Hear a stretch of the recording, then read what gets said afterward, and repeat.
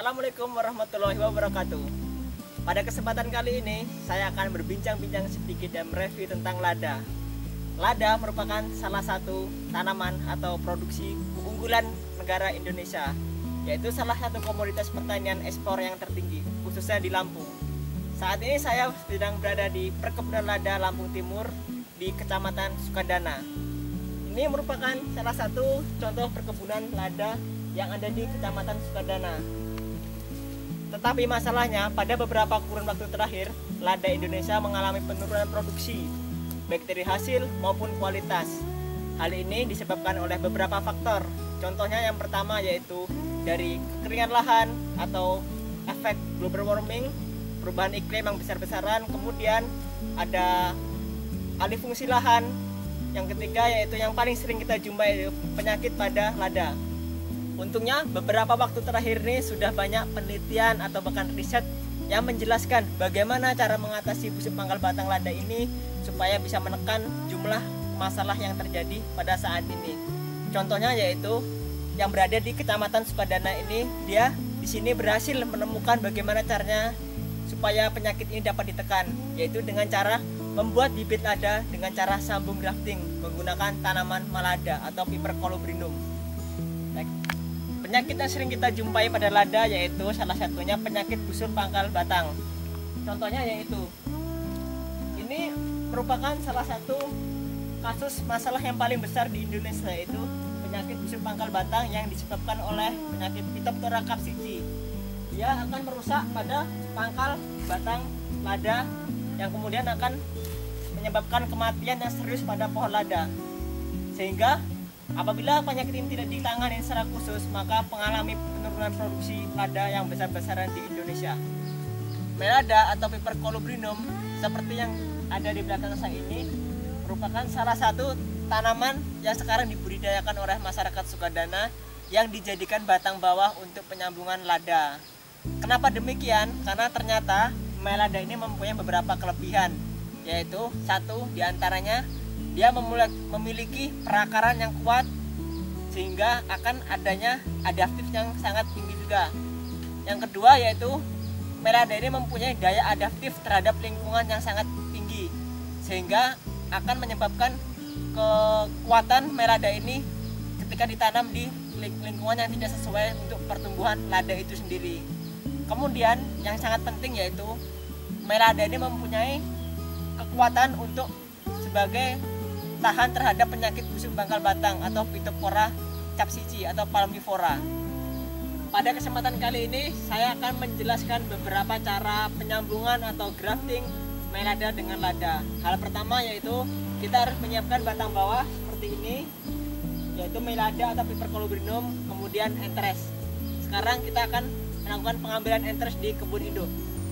Saat ini saya berada di lokasi kebun induk di Kecamatan Sukadana, Lampung Timur. Ini merupakan tempat penangkaran untuk pembibitan indukan. Jadi yang di sini bukan bibit untuk ditanam, melainkan untuk calon indukan yang akan ditanam di lahan. Tempat ini harus tertutup atau ternaungi dengan insect net. Tujuannya itu agar tidak adanya hama atau penyakit yang masuk ke dalam lokasi ini, sehingga di areal kebun induk ini akan terjaga kesterilan dari tanaman ini dari pohon lainnya, penyerbukan silang maupun dari penyakit-penyakit yang akan mengganggu kerusakan dari tanaman itu sendiri. Proses dalam penyambungan yang harus kita siapkan yaitu entres. Entres atau batang atas harus kita ambil dari indukan yang sesuai jenisnya, sesuai mutu, dan yang jelas asal-usul bibit itu kita ambil. Ini merupakan salah satu indukan yang berada di Kecamatan Sukadana. Di sini mempunyai kebun induk yang sudah terakui atau diakui oleh pemerintahan pertanian di Provinsi Lampung. Proses pemilihan entres itu merupakan kunci utama keberhasilan dalam mutu maupun keberhasilan jadi atau tidaknya penyambungan. Yang pertama kita harus memilih jenis bahan yang harus kita ambil. Apa itu sulur panjat atau itu sulur cacing maupun itu sulur yang merambat di tanah. Hanya sekarang ini kita akan mencontohkan bagaimana pengambilan entres yang baik dan benar untuk proses penyambungan. Yaitu ini merupakan sulur panjat yang berada di indukan. Sulur panjat merupakan cabang yang merambat atau memanjat di tajar atau ajir seperti ini. Nah, ini merupakan sulur panjat. Sulur panjat yang baik yaitu sulur panjat yang sudah pernah menghasilkan cabang buah atau cabang perdunya. Nah, ini merupakan cabang utama dari sulur panjat. Kemudian ini merupakan cabang buahnya. Yang kita ambil yaitu di antara cabang buah di sulur panjat tersebut. Apabila ini sulur panjatnya, yang baik kita gunakan yaitu di sini, di dua buku ini, karena di sini sudah pernah ada batang cabangnya. Ketika kita mengambil entres dari sulur panjat yang belum pernah bercabang, nanti akan menghasilkan bibit yang tidak bercabang-cabang atau bahkan lama untuk menghasilkan cabang buahnya, yang menyebabkan terjadinya lamanya produksi tanaman tersebut setelah ditanam. Setelah kita dapatkan sulur panjat untuk batang atas, kita potong dari tajarnya. Kita potong menggunakan gunting yang tajam dan steril. Sini. Setelah kita potong, kita ambil sulur panjatnya dan kita melakukan perantingan cabang-cabangnya. Setelah kita potong, kita akan review lagi. Ini sulur panjatnya, ini cabang buahnya, ini cabang buah. Sekarang kita potong di sini.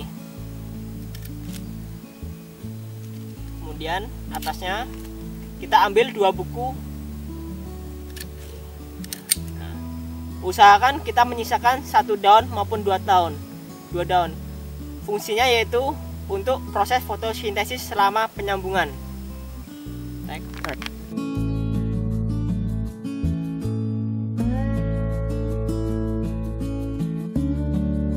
Pada kesempatan kali ini, saya akan menjelaskan bagaimana cara menyambung atau grafting pucuk tanaman malada sebagai batang bawah atau rootstock dan lada sebagai batang atas. Hal pertama yang harus kita siapkan yaitu kita harus menyiapkan alat-alat dan bahan yang harus kita gunakan. Pertama yaitu alat. Alat yang kita gunakan di sini yang pertama yaitu ada pisau. Pisau harus dalam kondisi steril dan bersih. Kemudian tisu atau kapas. Kemudian bahan-bahannya ada BA 50 ppm ini sebagai zat terangsang tumbuh tunas. Kemudian ada alkohol 90%. Kemudian entres atau batang atas atau yang sering kita sebut skeon. Entres ini kita ambil dari sulur panjat yang pernah bercabang. Ini akarnya, kemudian ini cabang-cabang yang berada di pohon induknya. Kemudian ada batang bawah. Batang bawah ini merupakan salah satu hasil stek 2 buku Pipercolobrinum atau melada. Syarat pertama yang harus kita gunakan untuk batang bawah yaitu yang pertama, perakaran dari batang bawah sudah mantap.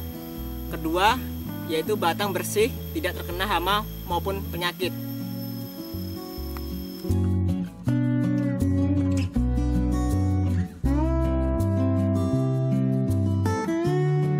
Setelah kita menyiapkan alat-alat dan bahan, sekarang kita lakukan penyambungan.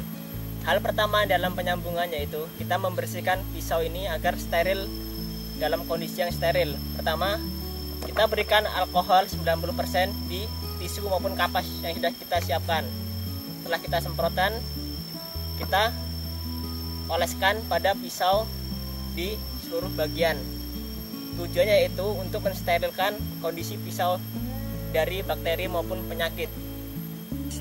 Setelah itu kita akan potong batang bawah yang akan kita gunakan.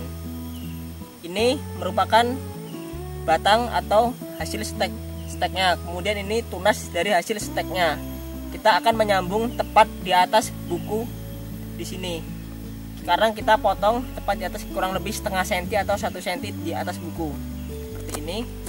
Kemudian daun sisanya kita buang seperti ini. Setelah kita potong batang bawah ini, sekarang kita lakukan proses pada entresnya. Entres ini akan kita aplikasikan zat pengatur tumbuh benzyl adenin atau BA 50%. Caranya yaitu kita celupkan mata tunas ini dan ini ke BA kurang lebih hanya 10 10 detik atau 5 detik saja. Kita celupkan seperti ini. Setelah itu bagian bawahnya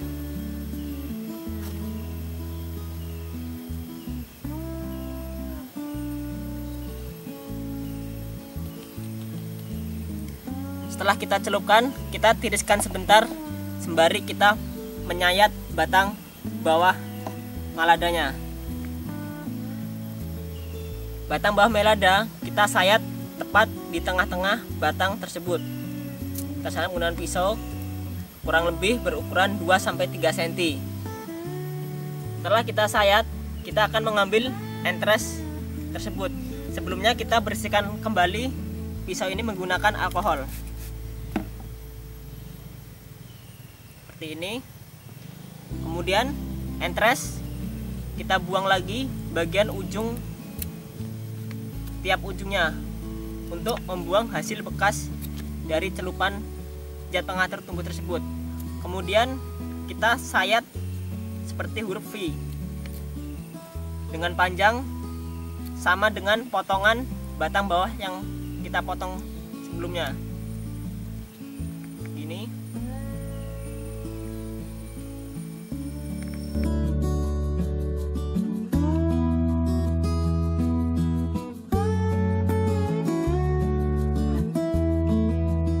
Setelah itu kita masukkan entres atau batang atas ke batang bawah atau rootstock.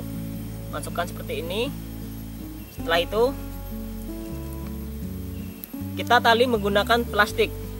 Plastik ini kita buat dari plastik es balon yang kita potong secara kecil-kecil. Kita tali dari atas terlebih dahulu. Pastikan bagian atas ini rapat tali semua. Tujuannya yaitu agar tidak masuknya air dari atas, sehingga sambungan tidak terkena air yang menyebabkan kebusukan atau kegagalan.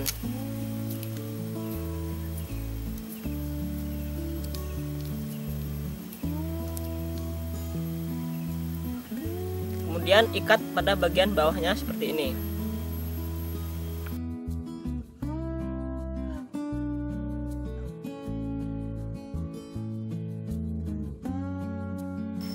Setelah kita tali rapat seperti ini, kemudian kita akan sungkup sambungan kita, yaitu dengan menggunakan plastik es juga.